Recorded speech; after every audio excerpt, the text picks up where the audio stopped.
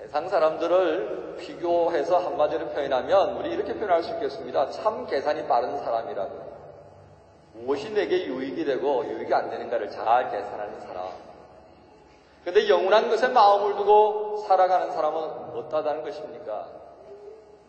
이 땅의 것에 별로 마음을 두지 않다 보니까 이 계산이 더져요. 한수를 잘 못한단 말이에요.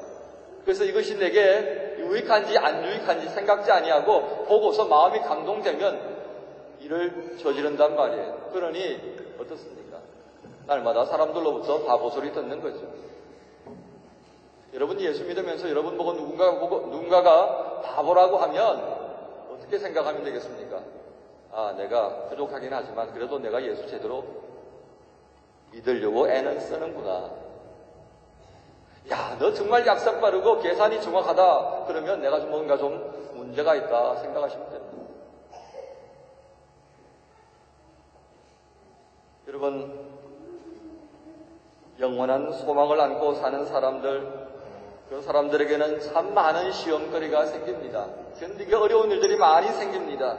그러나 그때마다 우리가 하나 믿어야 할 것이 있습니다. 말씀을 따라서 하나님의 보호가 내게 있다고요. 왜 그렇습니까?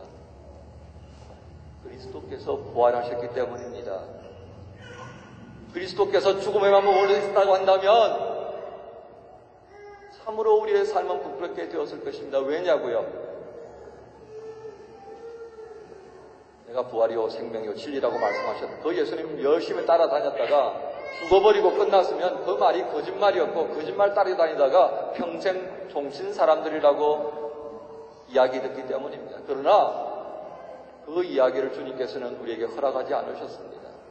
그래서 부활을 보여주신 겁니다. 내가 책임지겠다는 말씀입니다. 여러분, 이란 하나님의 보호하심을 믿지 못한다면 우리는 결코 영원한 삶의 마음을 두고 살아갈 수가 없습니다. 이 땅에서 동치면 끝나는데 내가 무엇 아쉬울 게 있어서 이것저것 내버려 두겠냔 말이에요. 줄 수 있을 만큼 쥐고 누릴 수 있을 만큼 누리고 올라갈 수 있을 만큼 올라가야지요. 하지만 우리에게 있어서 그것이 끝이 아닌 줄을 아는 까닭에 다 내팽개쳐 버릴 수 있는 것입니다. 우리가 하지 못했던 것, 우리가 힘들어하는 것, 우리의 마음에 낙담케 하는 그 모든 것들은 하나님 보호하심 안에서 해결된다고 믿을 수 있을 때만이 여러분과 저는 그 삶을 살아갈 수 있게 되는 것입니다. 초대교회가 수많은 핍박과 개종의 위협을 견뎌내고 오늘날의 교회가 여기에 이렇게 설 수 있게 되어진 이유가 무엇이겠습니까? 연약하게 보였지만, 부끄러움 많은 교회의 모습이었지만, 방황하는 사람들이 많이 있었지만, 그럼에도 불구하고 주님의 보호하심과 마지막 뒤에 구원하실 것을 믿었기 때문에 그것이 가능한 것입니다. 오늘 우리에게 도전해오는 이단의 문제들과 혼합신앙의 그 도전성이 어떤 시대보다도 위협적이고 강력하다 하겠습니다. 많은 사람들이 현재 왜곡된 교회의 모습을 보며 떠나갑니다. 하나님이 없다고 말합니다. 기독교 신앙과 교회의 정체성이 위기에 처한 것이 사실입니다. 그럼에도 불구하고 오늘 이 시간 주님께서는 부활하셨습니다. 우리에게 부활의 주님으로 계신다는 말씀입니다. 우리가 아무리 부인할지라도 주님은 부활하셔서 우리와 함께 계신다는 것입니다. 이 부활하신 주님이 연약한 우리를 보호하십니다. 우리를 장차 온전히 구원하신다 하셨습니다. 그 사람들이 모인 교회를 지켜주십니다. 하나님은 그 보호하셨던 사람들을 통해 지금 여기에 이르도록 복음을 선포하게 하셨고 앞으로도 선포하게 하실 것입니다. 부활의 주님은 우리가 가진 모든 장벽과 한계를 이겨내시고 이루어내신 사랑의 증거가 되십니다. 또한 그 사랑 안에서 우리를 향한 약속을 이제 또한 이루실 것입니다. 사랑하는 교회 여러분, 올해도 부활주일은 다시 찾아왔습니다. 부활주일을 맞이하기까지 할 수만 있으면 조금 더 주님의 은혜를 느껴보려고 하는 마음으로 일간 금식 기도도 하고요. 그리고 사경에도 살펴보았습니다. 어떤 형태로든 여러분들은 이 시간을 통해서 각자에게 주시는 은혜가 있었을 것이라 생각됩니다. 비교할 수 없는 은혜가 분명히 있었을 것입니다. 여러분, 이 은혜를 통해서 우리가 가져야 하는 것이 있다면 분명한 부활신앙을 가지는 것입니다. 부활신앙의 구체적인 모습이 무엇이겠습니까? 오늘 말씀 속에 담겨 있습니다. 그 첫 번째는 산 소망을 가진 사람으로 사는 것이라 하였습니다.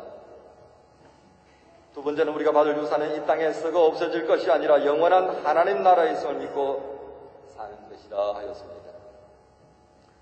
세 번째는 영원한 소망을 가지고 살아가는 날 동안 무슨 일을 겪을지라도 부활의 주님께서 우리를 보호하시고 그 마지막 날에 온전한 구원을 이루어 주신다는 보증을 믿으며 사는 것이라 했습니다.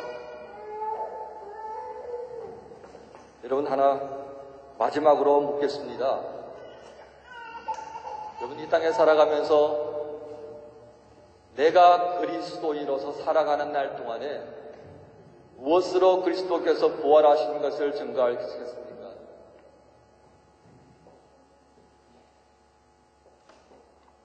이런저런 이야기들이 많이 나올 수 있을 것입니다.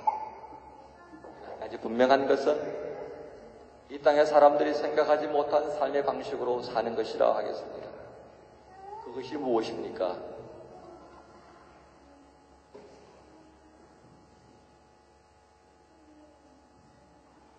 이 땅의 사람들이 생각하지 못했던 삶의 방식을 가지고 사는 것, 지금까지 말씀드렸던 산 소망의 첫걸음으로 사는 것이라 정리할 수 있습니다. 우리가 이 땅의 것에 마음을 두고 살아가는 동안 부활의 주님은 다시 십자가를 지는 고통을 겪어야 한다는 사실을 알아야 합니다.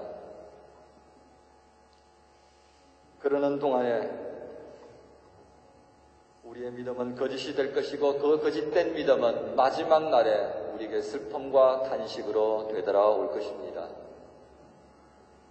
사랑하는 교회 여러분, 주님의 부활은 우리에게 있는 산 소망의 증거라 하였습니다. 2009년도 오늘 이 부활주의를 통해서 산 소망의 기쁨과 감사를 온전히 누려야 하겠습니다. 또한 여러분들이 살아가는 삶이 있는 그곳이 어느 곳이든지 간에 여러분들과 함께하는 사람들과 부활하신 주님께로부터 비롯되어지는 기쁨과 감사를 또한 누리시는 그런 삶이 되기를 소망합니다. 기도하겠습니다.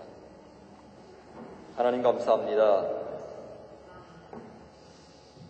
부활의 주님으로 저희에게 오셔서 저희가 영원한 소망을 가진 것에 증거자가 되어주시고 저희가 흔들리는 그 삶의 자리에 있을 때에 하나님의 보호하심과 구원에 보정케 하시는 은혜를 생각하게 하사 오늘도 이 땅에 마음을 두고 살아가는 사람들에게 우리가 얻을 몫은 이 땅의 것이 아니라 하나님 나라에 있음을 또 한 번 확인시켜 주신 주님, 이 부활의 주님을 통하여서 우리에게 허락하여 주신 이 산소망의 기쁜 유산들을 온전히 누리며 함께 나누는 복된 삶을 또 한 번 결단케 하여 주옵소서. 예수 그리스도 이름으로 기도하옵나이다. 아멘.